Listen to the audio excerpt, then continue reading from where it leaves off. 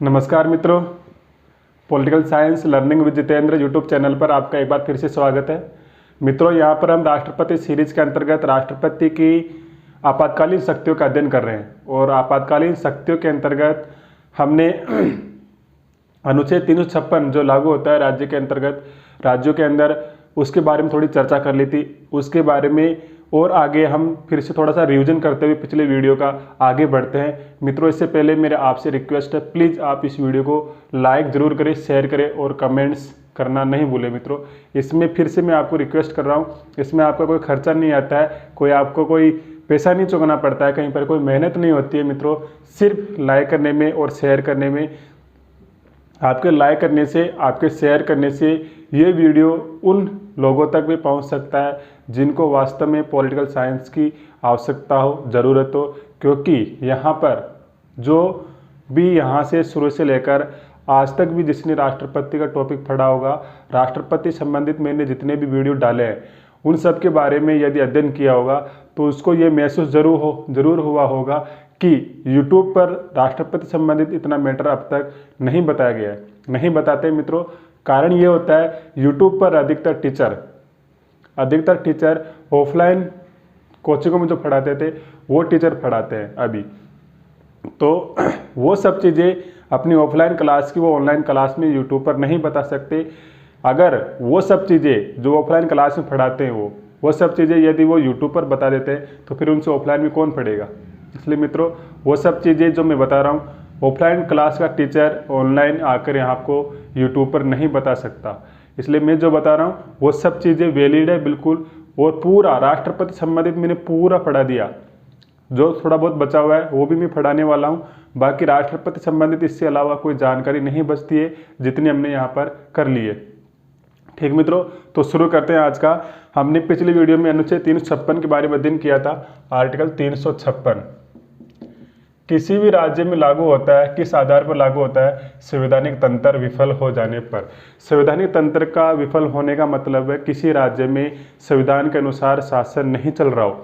जैसे कि प्रत्येक 15 दिन में हर राज्य का राज्यपाल गृह मंत्रालय के अधीन जो राज्य विभाग बना होता है उसके पास में राज्य की रिपोर्ट भेजता है, और उस रिपोर्ट के आधार पर यदि राष्ट्रपति को ये आश्वासन होता है, ये विश्वास होता है कि उस राज्य में संविधान के अनुसार शासन नहीं चल रहा है, तो ऐसी कंडीशन में वहाँ पर राष्ट्रपति शासन लागू किया जा सकता है।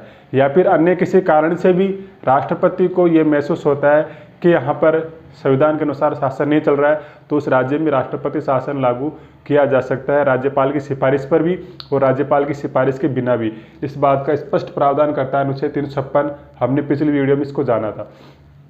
इसके साथ ही हमने पिछली वीडियो में अनुच्छेद 365 को भी देखा था। अनुच्छेद 365 में स्पष्ट प्रावधान है कि कोई राज्य यदि संघ सरकार, केंद्र सरकार के आदेशों का पालन नहीं करती है तो उस राज्य में राष्ट्रपति शासन लागू किया जा सकता है। इसके साथ ही हमने अनुच्छेद 355 का भी अध्ययन किया था, जिसमें संघ सरकार का उत्तरदायित्व राज्यों के प्रति क्या होगा, राज्यों के प्रति केंद्र सरकार की ड्यूटी क्या होगी, इसके बारे में बताया गया है। तो उसके आधार पर भी जो ड्यूटी है केंद्र सरकार की राज्यों के प्रति, उसके आधार पर भी किसी राज्य में राष्ट्रपति शासन लागू किया जा सकता है। यहाँ तक हमने चर्चा कर ली थी।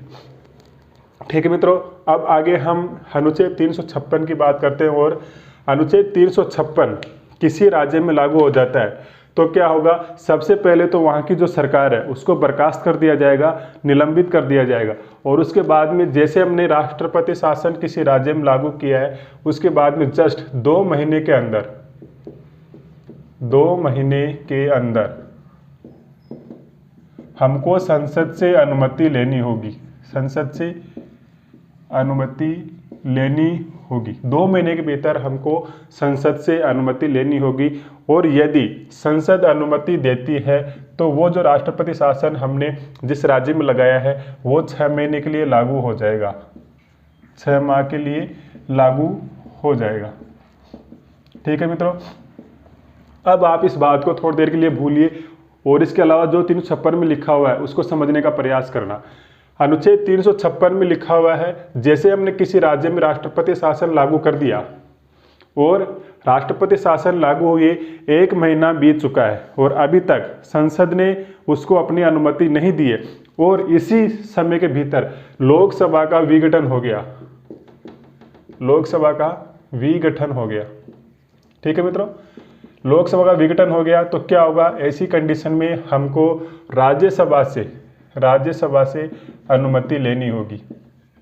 उस राष्ट्रपति शासन के लिए हमको राज्यसभा से अनुमति लेनी होगी। जैसे ही राज्यसभा हमको राष्ट्रपति शासन की अनुमति देती है तो वो राष्ट्रपति शासन उस राज्य में अगले 6 माह के लिए लागू हो जाएगा, 6 माह के लिए लागू हो जाएगा राज्यसभा की अनुमति मिलने के बाद में। ठीक है मित्रों, लेकिन यहाँ पर ध्यान में रखना है, अनुच्छेद 356 इस बात का प्रावधान भी करता है कि इस 6 माह के भीतर, इस 6 माह के भीतर यदि लोकसभा, यहाँ लिख देता हूँ, 6 माह के भीतर, इस 6 माह के भीतर यदि लोकसभा का पुनर्गठन हो जाता है, लोकसभा का पुनर्गठन हो जाता है तो लोकसभा की जो प्रथम बैठक होगी, लोकसभा की जो प्रथम बैठक होगी, उस प्रथम बैठक से लेकर अगले 30 दिन के अंदर अंदर, अगले 30 दिन में हमको लोकसभा से अनुमति लेनी होगी। समझ में आई आपको बात? एक बार फिर से आप देखने का प्रयास करना, यहाँ पर 2 महीने के अंदर अंदर हमको लोकसभा से भी अनुमति लेनी होगी, राज्यसभा से भी अनुमति लेनी होगी, लेकिन हमने अनुमति नहीं ली है और उसी दौरान राष्ट्रपति शासन लागू करने के बाद में लोकसभा का विघटन हो गया है। ऐसी कंडीशन में हमको राज्यसभा से अनुमति लेनी होगी और यदि राज्यसभा हमको अनुमति दे देती है तो वो जो राष्ट्रपति शासन है 6 महीने के लिए लागू हो जाएगा। लेकिन 356 इस बात की व्यवस्था करता है कि इसी 6 माह के भीतर यदि लोकसभा का पुनर्गठन हो जाता है, पुनर्गठन होने के बाद में जो लोकसभा की प्रथम बैठक होगी उसके बाद में, उसके अगले दिन से 30 दिन के अंदर अंदर हमको लोकसभा से भी उस राष्ट्रपति शासन के लिए अनुमति लेनी होगी। यदि लोकसभा हमको अनुमति देती है तो 6 महीने के लिए लागू रह जाएगा और यदि अनुमति नहीं देती है तो राष्ट्रपति शासन जिस राज्य में लगाया गया है उस राज्य में वहीं से समाप्त माना जाएगा। ठीक है मित्रों, तो यहाँ पर आपको इस बात को ध्यान में रखना है। और क्या लिखा हुआ है अनुच्छेद 356 में, तो ये आप ये देखिए क्या कहता है 356 और 356 और क्या कहता है, किसी भी राज्य में राष्ट्रपति शासन, किसी भी राज्य में राष्ट्रपति शासन अधिकतम कितने समय के लिए लागू किया जा सकता है, किसी भी राज्य में राष्ट्रपति शासन अधिकतम कितने समय के लिए लागू किया जा सकता है। तो अनुच्छेद 356 इस बारे में स्पष्ट प्रावधान करता है कि किसी भी राज्य में राष्ट्रपति शासन अधिकतम 1 वर्ष के लिए लागू किया जा सकता है, 1 वर्ष के लिए। ठीक है मित्रों, लेकिन इसके साथ में ही अनुच्छेद 356 इस बात की व्यवस्था करता है कि ऐसी कुछ परिस्थितियां हो, मुख्य रूप से 2 परिस्थितियां बताई गई है। यदि वो परिस्थितियां उत्पन्न होती है तो इस राष्ट्रपति शासन को हम 3 वर्ष के लिए भी बढ़ा सकते हैं, 3 वर्ष के लिए भी बढ़ा सकते हैं। ये आपको ध्यान में रखना है, 3 वर्ष के लिए भी बढ़ा सकते हैं, 3 वर्ष के लिए भी बढ़ा सकते हैं। वो 2 कंडीशन कौन सी होगी, मुख्य रूप से जिनके आधार पर हम किसी भी राज्य में राष्ट्रपति शासन को 3 वर्ष के लिए बढ़ा सकते हैं। तो यहाँ पर आपको ध्यान में रखना है, मैं लिख देता हूँ। पहला, यदि देश में अनुच्छेद 352 के तहत राष्ट्रीय आपातकाल लागू हो जाता है या राष्ट्रीय आपातकाल लागू हो, राष्ट्रीय आपातकाल लागू हो, ऐसी कंडीशन में किसी राज्य में राष्ट्रपति शासन को अगले 3 वर्ष के लिए बढ़ाया जा सकता है। इस बात का स्पष्ट प्रावधान करता है अनुच्छेद 356। दूसरी कंडीशन क्या होगी मित्रों, दूसरी कंडीशन यह है कि चुनाव आयोग यह सिफारिश करे, क्या सिफारिश करे कि संबंधित राज्य का मतलब जिस राज्य में राष्ट्रपति शासन लगा हुआ है उस राज्य में, संबंधित राज्य में वर्तमान समय में चुनाव करवाना संभव नहीं है, चुनाव करवाना संभव नहीं है। चुनाव करवाना संभव नहीं है। ये 2 कंडीशन होगी जिनके आधार पर हम राष्ट्रपति शासन को अगले 3 वर्ष के लिए किसी राज्य में बढ़ा सकते हैं। अधिकतम अवधि 1 वर्ष है, लेकिन इन दोनों कंडीशन के आधार पर इनमें से कोई एक कंडीशन होती है तो भी हम किसी राज्य में राष्ट्रपति शासन को 3 वर्ष के लिए बढ़ा सकते हैं। लेकिन इसके आगे और क्या होगा, इस बात का प्रावधान क्या कहता है अनुच्छेद 356 इस विषय में। तो मित्रों, ये जो 2 कंडीशन हमने पढ़ी है, इन 2 कंडीशन के लिए भी हमको संसद से प्रत्येक 6 माह के अंदर अनुमति लेनी होगी। प्रत्येक 6 माह में अनुमति लेनी होगी। इस बात का आप ध्यान रखें। अगर हमको किसी राज्य में राष्ट्रपति शासन को 3 वर्ष के लिए लागू रखना है, उसके लिए भी 3 वर्ष के लिए भले आप लागू कर दो, लेकिन उसके लिए भी आपको प्रत्येक 6 माह के अंदर संसद से अनुमति लेनी होगी। यदि संसद अनुमति नहीं देती है तो फिर वो राष्ट्रपति शासन जो हमने बढ़ाया है वो लागू नहीं रह सकेगा। इस बात को आपको ध्यान में रखना है। ठीक है मित्रों,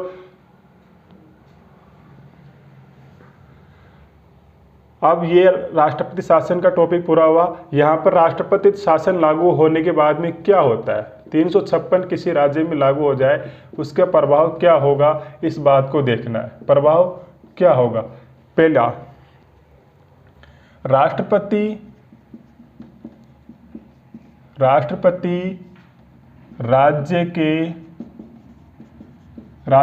राज्य के सभी कार्यों को अपने हाथ में ले लेंगे। सभी कार्यों को अपने हाथ में ले लेंगे। जैसे किसी राज्य में राष्ट्रपति शासन लागू होगा तो राष्ट्रपति उस राज्य के सभी कार्यों को अपने हाथ में ले लेंगे। और दूसरा प्रभाव क्या होगा उस राज्य में, राष्ट्रपति राज्य विधानमंडल के कार्य संसद को दे सकते हैं। ये आपको ध्यान में रखना है। राष्ट्रपति राज्य विधानमंडल के कार्य को संसद को दे सकते हैं, यानी कि जो राज्य विधानमंडल जिन विषयों पर कानून बनाता था, राष्ट्रपति शासन के दौरान उस राज्य में राज्य सूची के विषयों पर संसद कानून बना सकेगी इस राष्ट्रपति शासन के दौरान। और आगे क्या होगा, राष्ट्रपति क्या करेंगे, राष्ट्रपति राज्य की सभी संस्थाओं के कार्य अपने हाथ में ले लेंगे। जैसे राष्ट्रपति शासन वहाँ लागू होता है किसी राज्य में, तो राष्ट्रपति वहाँ के सभी संस्थाएं जो है, जैसे आरपीएससी हो गया, राजस्थान भर्ती जो आरपीएससी है वो, या फिर जो माध्यमिक शिक्षा बोर्ड है उसके कार्य को राष्ट्रपति अपने हाथ में ले सकते हैं। जो भी सरकारी संस्थाएं, उन सबके कार्य राष्ट्रपति अपने हाथ में ले सकते हैं राष्ट्रपति शासन के दौरान। लेकिन यहाँ पर नोट करके आप एक बात को विशेष रूप से ध्यान में रखें, राष्ट्रपति शासन के दौरान हाईकोर्ट के जो कार्य होंगे उन कार्यों को राष्ट्रपति अपने पास नहीं ले सकेंगे। यानी कि हाईकोर्ट किसी राज्य में राष्ट्रपति शासन लागू होने से पहले जिस प्रकार से कार्य कर रहा था उसी प्रकार से आगे भी वो कार्य करता रहेगा राष्ट्रपति शासन के दौरान। राष्ट्रपति हाईकोर्ट के कार्यों में किसी प्रकार का कोई हस्तक्षेप नहीं करेंगे। आगे और क्या हो सकता है, चौथा बिंदु इसके अंदर, संसद के सत्रावसान के दौरान, संसद के सत्रावसान का मतलब संसद का सत्र नहीं चल रहा हो उस समय पर, संसद के सत्रावसान के दौरान राष्ट्रपति राज्य के लिए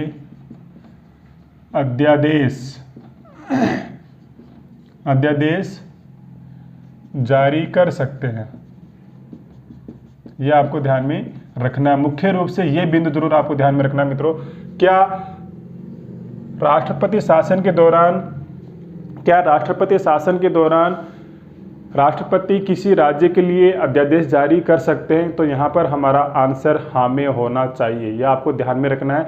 और हाईकोर्ट के कार्य को अपने हाथ में नहीं लेते हैं, बाकी सभी संस्थाएं जो राज्य की है उन सबके कार्यों को राष्ट्रपति अपने हाथ में ले लेते हैं, यह आपको ध्यान में रखना है। ठीक है मित्रों, तो ये यहाँ से राष्ट्रपति शासन का किसी राज्य में लगने पर क्या प्रभाव होता है, ये सब बातें हमने अध्ययन की है। यहाँ पर आप इन सब बातों का ध्यान में रखें। और आगे क्या होगा, अब राष्ट्रपति शासन लागू हो गया, वहाँ पर चल रहा है शासन, अब उसकी समाप्ति कैसे होगी? किसी भी राष्ट्रपति शासन की किसी राज्य में जो लगा हुआ है उसकी समाप्ति कैसे होगी, तो इसको ध्यान में रखना है मित्रों। राष्ट्रपति शासन की समाप्ति, राष्ट्रपति शासन की समाप्ति कैसे होगी? राष्ट्रपति शासन हमने किसी राज्य में लगा दिया, लेकिन वो समाप्त कैसे होगा? पहला, यदि राष्ट्रपति अपनी उद्घोषणा को वापस ले लेते हैं, यदि राष्ट्रपति उद्घोषणा वापस ले लेते हैं, यहाँ पर ध्यान में रखना है, राष्ट्रपति अपनी मर्जी से उस राष्ट्रपति शासन की उद्घोषणा को वापस नहीं लेते हैं। मंत्रिपरिषद उनको सिफारिश करती है, सुझाव देती है, उसी के आधार पर राष्ट्रपति बीच में उस राष्ट्रपति उद्घोषणा को वो वापस लेते हैं, अपनी मर्जी से नहीं लेते। दूसरी कंडीशन में कैसे समाप्त हो सकता है? संसद निर्धारित अवधि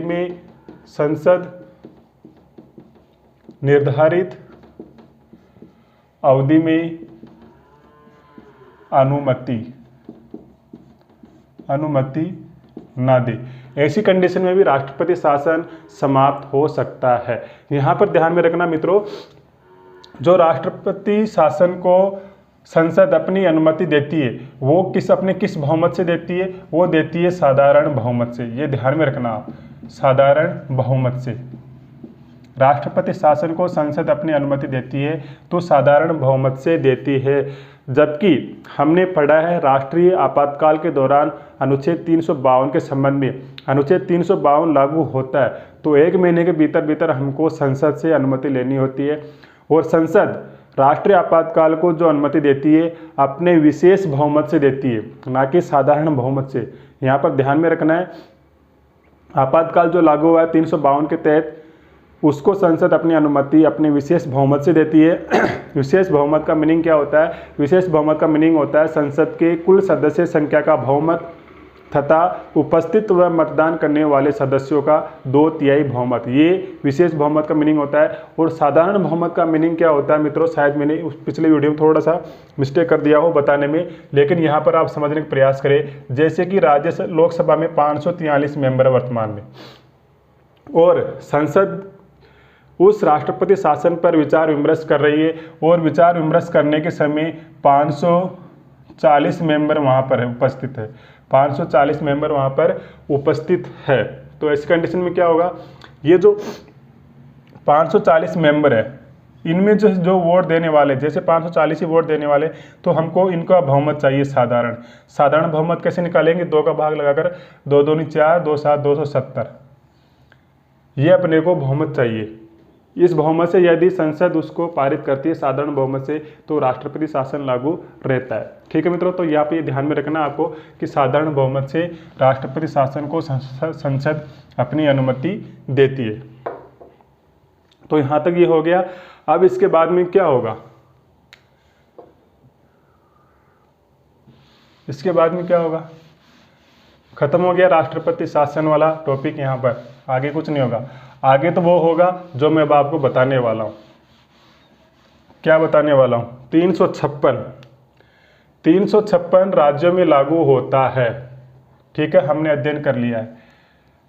अब मैं कुछ बातें यहाँ पर ऐसी बताने वाला हूँ आपको जो कि आपको शायद पहली बार सुनने को मिले, पहली बार सीखने को मिले, वो बात मैं आपको यहाँ बताने वाला हूँ। बड़ी ध्यान से सुनना है और समझना है यहाँ पर। ठीक है, हमारे यहाँ पर वर्तमान में कितने राज्य हैं? 28 राज्य हैं। ठीक है, और ऐसे केंद्र शासित प्रदेश कितने जहाँ पर विधानसभाएं हैं, तो एक है दिल्ली, कौन सा, दिल्ली, और एक है पुडुचेरी, ठीक है, ये भी हमने अध्ययन किया है। और एक जो वर्तमान में बनेगा वो है जम्मू कश्मीर। ये 3 केंद्र शासित प्रदेश हमारे यहाँ पर होंगे। वर्तमान में 2 है, दिल्ली और पुडुचेरी जहाँ पर विधानसभाएं हैं, और जम्मू कश्मीर भविष्य में होगा जहाँ पर विधानसभा होगी। लेकिन अब मुझे आप यहाँ पर ये बताइए कि इन चारों जगहों पर हमको राष्ट्रपति शासन लागू करना है, तो क्या हम अनुच्छेद 356 का प्रयोग करते हुए यहाँ पर राष्ट्रपति शासन लागू करेंगे? क्या 356 का प्रयोग करते हुए इन चारों जगहों पर 28 राज्यों में तीनों केंद्र शासित प्रदेशों में हम राष्ट्रपति शासन लागू करेंगे?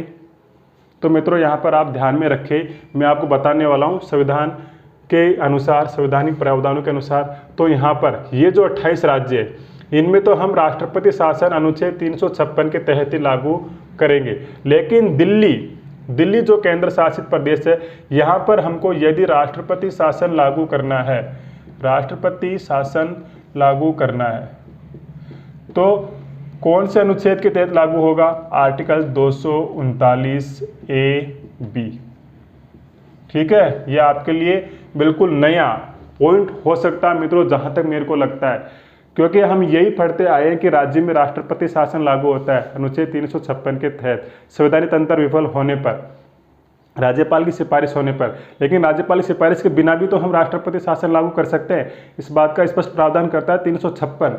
और दिल्ली में राष्ट्रपति शासन कैसे लागू होगा, इस बात का प्रावधान करता है अनुच्छेद 239A(b), यानी कि इसके प्रावधान के अनुसार हमको दिल्ली में राष्ट्रपति शासन लागू करना होगा। ध्यान में रखिए आप इस बात को। और आगे पुडुचेरी के विषय में भी हमने अध्ययन किया था, एक संघ शासित प्रदेश अधिनियम, संघ शासित प्रदेश अधिनियम पढ़ा था हमने, संघ शासित प्रदेश अधिनियम, संघ शासित प्रदेश अधिनियम, इसके बारे में हमने पढ़ा था, ठीक है मित्रों। संघ शासित प्रदेश अधिनियम के बारे में हमने पढ़ा था 1963। इसके तहत पुडुचेरी के मुख्यमंत्री की नियुक्ति राष्ट्रपति महोदय करते हैं, इस बात का हमने अध्ययन किया था। और इसी के तहत इसी की धारा 51 के तहत यहाँ पर राष्ट्रपति शासन लागू होता है, ना कि अनुच्छेद 356 के अनुसार, ठीक है। आपको ये ध्यान में रखना है। विशेष रूप से यहाँ पर आपसे क्वेश्चन पूछा जा सकता है, जो क्वेश्चन अब तक एग्जाम में आ चुके हैं उनके बारे में आपसे पूछा जाएगा, ऐसा हम नहीं कह सकते, लेकिन आपको इस बात को ध्यान में रखना ही होगा, ठीक है मित्रों। और जम्मू कश्मीर में कैसे होगा, तो यहाँ पर मैं जम्मू कश्मीर के बारे में लिखता हूँ। जम्मू कश्मीर पुनर्गठन अधिनियम, जम्मू कश्मीर पुनर्गठन अधिनियम 2019, इसी के तहत हम यहाँ पर जम्मू कश्मीर में विधानसभा का गठन होगा, इसी अधिनियम के तहत। और इसी अधिनियम की धारा 73 के अनुसार यहाँ पर राष्ट्रपति शासन लागू होगा, कहाँ पर, जम्मू कश्मीर में। ये आपको ध्यान में रखना है, तीनों चारों पॉइंट बिल्कुल विशेष रूप से। अनुच्छेद 356 को लेकर राज्यों में लागू करना है 28 राज्यों में, तो 356 के तहत। दिल्ली में लागू करना है तो अनुच्छेद 239A(b) के तहत। पुडुचेरी में विषय में संघ शासित प्रदेश अधिनियम 1963 की धारा 51 के तहत हम राष्ट्रपति शासन लागू करेंगे। और जम्मू कश्मीर में जम्मू कश्मीर पुनर्गठन अधिनियम 2019 की धारा 73 के अनुसार हम वहाँ पर राष्ट्रपति शासन लागू करेंगे, ठीक है मित्रों। तो ये सब बातें हमने राष्ट्रपति शासन को लेकर पढ़ी है। राष्ट्रपति शासन किसी राज्य में लागू होता है उसके बारे में विस्तार से हमने अध्ययन कर लिया है, और मुझे पूरे विश्वास है इससे बाहर किसी भी एग्जाम में कोई भी एग्जाम में कोई भी क्वेश्चन नहीं जाएगा, ठीक है मित्रों। तो आप वीडियो को अधिक से अधिक शेयर करें, मैं आपसे स्पेशल रिक्वेस्ट करता हूँ मित्रों, अधिक से अधिक शेयर करें। मैं यहाँ पर मैंने जो ठाना है उस मेरे उद्देश्य के अनुसार, मेरे लक्ष्य के अनुसार मैं यहाँ पर पूरी पॉलिटी पढ़ाने का प्रयास करूंगा। लेकिन मित्रों आपका सक्रिय सहयोग की मुझे आवश्यकता है। अधिक से अधिक आप शेयर करें, लाइक करें और अपना कमेंट्स करें, ठीक है मित्रों। तो मिलते हैं नेक्स्ट वीडियो में एक नई जानकारी के साथ में। तब तक के लिए जय हिंद, जय भारत, जय संविधान।